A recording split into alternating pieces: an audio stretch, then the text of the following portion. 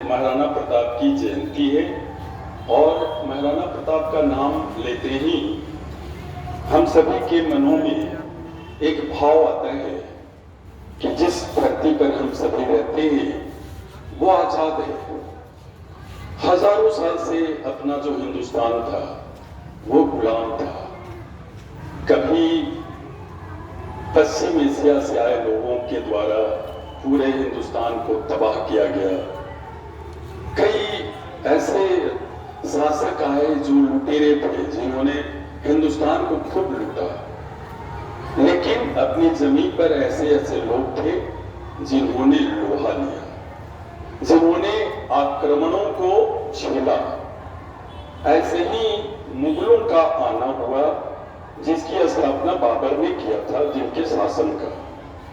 बाबर के बाद उसी वंश से, उसी डायनेस्टी से अकबर आया और अकबर अपने शासन का जो साम्राज्य था पूरे हिंदुस्तान में फैलाने का प्रयास किया। अधिकांश जगहों पर उनको सफलता मिलती है, आसानी से कब्जा करते जाते हैं, लेकिन एक ऐसी जगह थी जहां अकबर को लोहे के चने चबाने पड़े। कौन सा इलाका था? महाराणा प्रताप का। कौन सी जगह थी? राजस्थान। और इस महाराणा प्रताप, जिनका आज अवतरण दिवस के रूप में, जन्मदिन के रूप में हम लोग मनाते हैं, ये वो बलवान और वीर थे जिन्होंने अरब, जो मुगलों में सबसे प्रतापी शासक जिनको बोला जाता था, ये was the main ruler Akbar, उनको इन्होंने लोहे के चने चबवा दिए। हल्दी घाटी का युद्ध होता है, हल्दी घाटी का युद्ध है, इतिहास में काफी उसकी ख्याति है। बहुत ही हिंसक युद्ध हुआ था। इतनी लहू, इतनी खून बही थी कि वो पूरा जो हल्दी घाटी का जो पीले रंग की जो जमीन थी वो कैसी हो गई? लहूलुहान हो गई, लाल हो गई।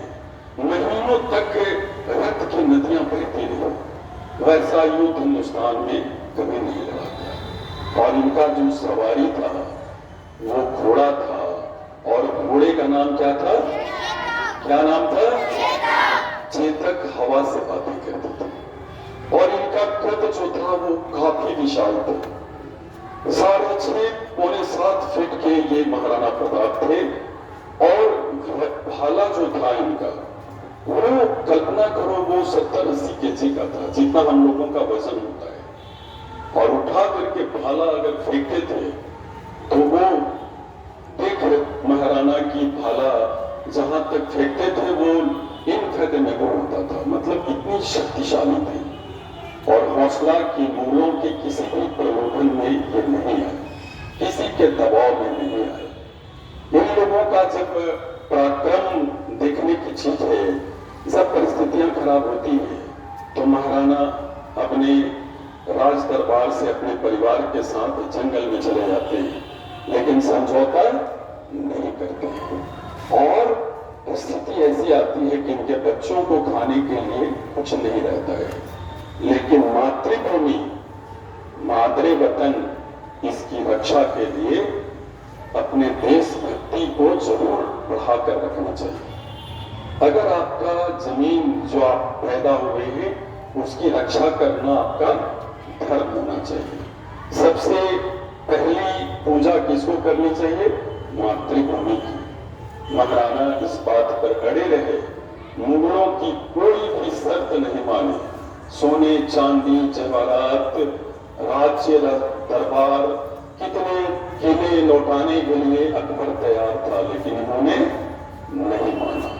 बच्चों को घास की रोटियां खिलाते थे। सुनो ना, तो ये कहानियां हम लोग इसलिए सुनाते हैं या हर वर्ष बनाते हैं कि हमें अपने राष्ट्र के प्रति, भारतवर्ष के प्रति आदर का भाव रखना है। सबसे पहले इस धरती को प्रणाम करना है जिसने मुझे जन्म दिया, और उसी के साथ एक कर्ज भी है कि इसकी रक्षा करना है, इसकी इज्जत, अस्मिता, इसके सम्मान को कभी घटने नहीं देना है। इस लोग महाराणा प्रताप की जयंती आज मना रहे हैं। आज 9 मई है। आप लोग भी घर जाकर के इनके बारे में और पढ़िए और इनकी फोटो तस्वीर बनाकर मंडे को लाने का प्रयास भी करना है। महाराणा की जीवनी लिखना है, उनके बारे में जानना है, अपने घर के लोगों को बताना है। ये जो सड़क देख रहे हो ना सामने, जिसके किनारे अपना स्कूल है, जानते हो उस रोड का क्या नाम है? आज जान लो और हर जगह अपनी कॉपी में लिखना भी। PM श्री अनुग्रह मध्य विद्यालय, इस रोड का नाम है महाराणा प्रताप पथ। क्या नाम है इस रोड का? ये बिल्कुल याद रखना और घर में भी सबको बताना।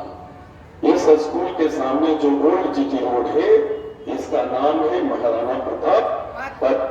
तो आज इस महान महाराणा की जयंती पर हम लोग श्रद्धा पूर्वक इनको नमन करते हैं और हिंदुस्तान पर जो इनका कर्ज है उनके लिए इनके प्रति सम्मान प्रकट करते हैं। एक बार बोलिए, महाराणा प्रताप अमर रहे। महाराणा प्रताप, महाराणा प्रताप, महाराणा